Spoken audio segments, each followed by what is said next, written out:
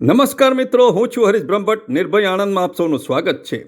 સામે આપ જે જોઈ રહ્યા છો તે કોઈ બુટીકનો શોરૂમ નથી, પરંતુ 20-25 વર્ષ પહેલાં કાચા પતરા અને તાડપત્રી મારીને ઊભું કરેલું કાચું ખોખું હતું.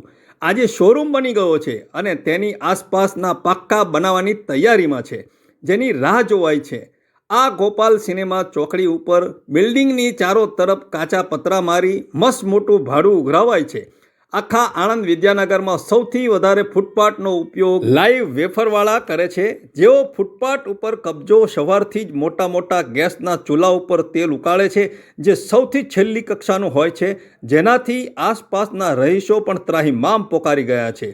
જે સ્વાસ્થ્યને ખૂબ જ હાનિકારક હોય છે, તેની હવા માત્ર ફેફસાને નુકસાન કરે છે, જે આણંદ વિદ્યાનગર અને અસંખ્ય શહેરોની અંદર ધમધમે છે, જેનાથી અહીંના રહીશોને બમણા ભાડા તો અત્યારે મળે છે, તે સારું તો ખૂબ લાગે છે, પરંતુ 2-5 વર્ષ પછીથી આ તરફનું નુકસાન દરેકને પોતાની આંખોથી દેખાશે, તે 100%ની વાત છે. આ છે પાયોનિયર હાઈસ્કૂલ, જ્યાં થોડા સમય પહેલાં એક પણ ગલ્લો નહોતો.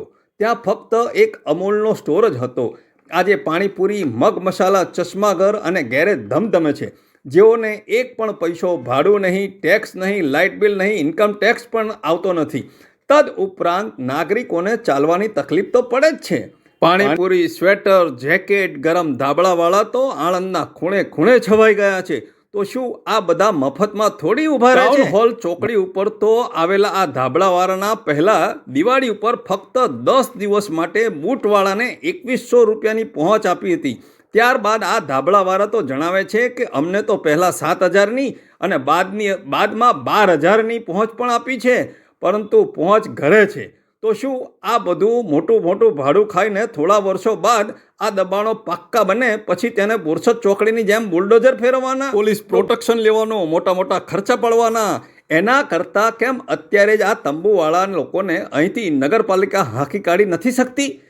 કેમ કે પછી તેમને કંઈક તો ફાયદો થતો જ હશે, કે પછી આ જમીન તો સરકારની છે, જેને વાપરવી હોય તે વાપરે, પડાવી લેવી હોય તે પડાવી લે, અમારી સામે થોડું જોજોની નીતિ ભજવાઈ રહી છે. કંઈક તો છે ને છે. જુઓ તો ખરા આ વિદ્યાનગરનો ધમધમતો રોડ, અહીં પણ ગજબના દબાણો છે. અહીં બુલડોઝર ના ફરે. આ ભવ્ય પતંગ અને તેની સામે પણ 12 માસ દુકાનોની બહાર તોતિંગ દબાણો દેખાય છે. ત્યાં આગળ મોટા મંડપો બંધાય છે. વૈભવ ટાવરની બહાર તો ફૂટપાથ ઉપર જ શોરૂમ. કેમ ગરીબોની લારીઓ ઉઠાવાય તો ફ્રીજ, ઘરઘંટી, વોશિંગ મશીન ઉઠાવાય નહીં? અહીં પ્રશ્ન કેમ ના થાય? જુઓ તો આ શાકભાજીવાળા કેટલા મોટા પથારા કરી વિદ્યાનગરના ધમધમતા રોડ ઉપર અડ્ડો જમાવ્યો છે. શું આ બધું નેતાઓને દેખાતું નહીં હોય? કોરોનામાં 2-4 છાબડાની અંદર શાક લઈ ઊભા રહેતા આ ભાઈએ તો અડધો રોડ રોકી લીધો છે.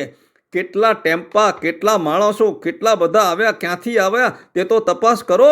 શું કરીને આવ્યા છે? વિનાનો વિસ્તાર સ્વચ્છ, સુંદર અને પોશ ગણાય છે. ત્યાં એક પણ નાનું દબાણની શરૂઆત આખા વિસ્તારને બગાડે છે. પાકિસ્તાની બોર્ડર કરતાં તો શહેરોના વિસ્તારોને વધારે જોખમ છે, અને અનગઢ વહીવટદારોના કારણે. આપનો હરીશ બ્રહ્મભટ્ટ. વંદે માતરમ. ભારત માતા કી જય.